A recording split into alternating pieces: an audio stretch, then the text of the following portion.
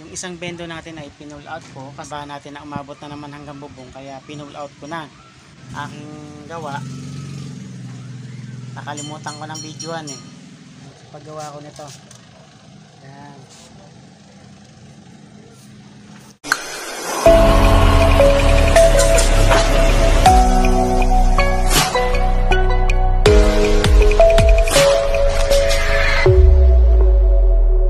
Audio Jungle.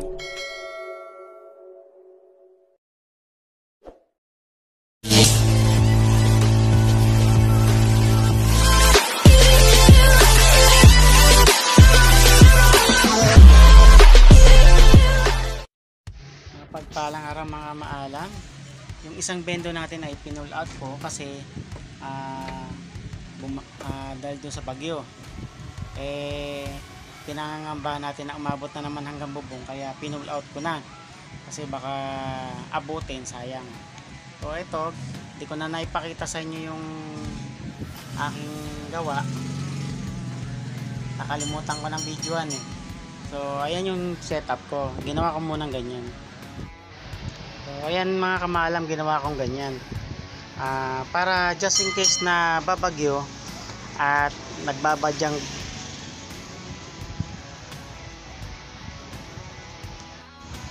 mga kamaalam, yan, just in case na bumagyo uli at nagbabadyang bumaha ng malalim, para madali nating tanggalin. So yan, para madali nating tanggalin, isang saksakan na lang yung ating puhugutin.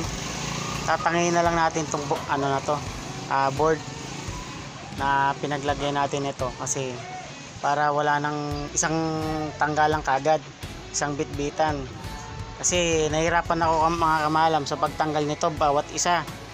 So ang iniiwanan na lang natin doon ay yung kanyang LAN cable. Tinataas lang natin sa bubong para kahit papano wag naman siguro mabasa. So ngayon ang nangyari doon sa pinagtanggalan natin ay hindi naman inabot yung sa labas lang daw, sa kalsada lang. So mataas yung ating bendo, kaya lang naniniguro tayo kasi ito ang ating unang deployment ng ating bendo, kaya tinanggal ko na. Mahirap na So ito yung ating bendo. Ayan. Ang iniwan ko lang doon yung cage, kaya ngayon sinetap natin ng ganyan para isang baklasan lang at hindi na masyadong magastos sa LAN cable, para hindi na masyadong magastos sa cable tie. Mahal pa naman ng cable tie. So ginanya natin, lalagyan natin dito ng saksakan, at meron na rin siyang safety switch. So ayan mga kamaalam, mamaya i-update ko kayo pag ito ay dinala na natin doon sa lugar at ikakabit natin. Ayan mga kamaalam, natapos na natin. So hindi natin mabidyoan habang ginagawa natin kasi walang maghahawak. So ito na yung sasaksak na lang natin. Ayan, sasaksak na lang natin yan doon sa plug doon, at hindi na tayo magmamano-mano ng tanggal, isang tanggalan na lang. So nilagyan ko na rin ng breaker, yan, para mas safe siya. So ito nilagay ko na rin dito kasi baka lubugin lang din ng baha. So marunong man tayo maglagay, kaya ganyan na lang para hindi lagi-laging nagagalaw.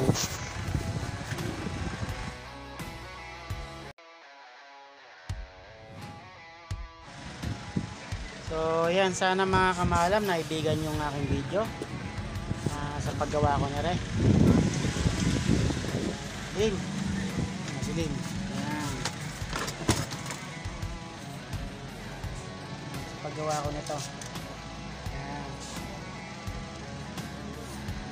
So please like and subscribe sa aking mga video, at patuloy niyo pong suportahan ng aking YouTube channel. Maraming salamat po. So ayan mga kamaalam, naibalik ko na yung aking piso wifi at napalitan ko na yung ano, ayan na siya, maganda na yung pagkaka-setup. Ayan. So kung mapapansin niyo yung tubig dyan, ayun, yung may guhit na yan, ayan, yung may marka na yan, hanggang dyan ang tubig dito nung binagyo sila. Anong bagyo yun? Hanggang dyan ang tubig? Yung Karina ba yan? Ayun, Karina daw. Ayan mga kamaalam, at naayos na natin ang problema. Ayan. Please like and subscribe.